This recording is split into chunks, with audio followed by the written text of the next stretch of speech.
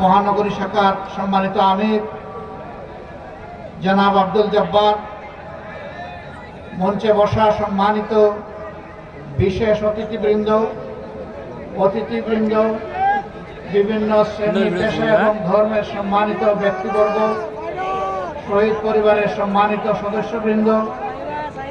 আহত সহযোদ্ধাবৃন্দ, প্রিয় নারায়ণগঞ্জবাসী, সাংবাদিক বন্ধুগণ, আমি আল্লাহ তাবারক ওয়া তাআলার শুকরিয়া আদায় করছি যে রাব্বুল ইজ্জত মুক্ত পরিবেশে আজকে আপনাদের সামনে আমাকে এখানে হাজির হওয়ার তৌফিক দান করেছেন। আলহামদুলিল্লাহ।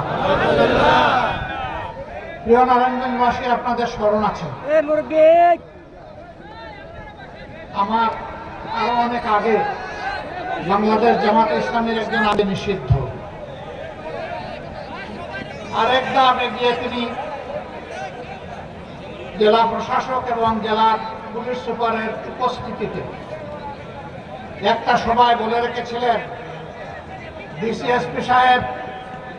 আমার নামে খুনের একটি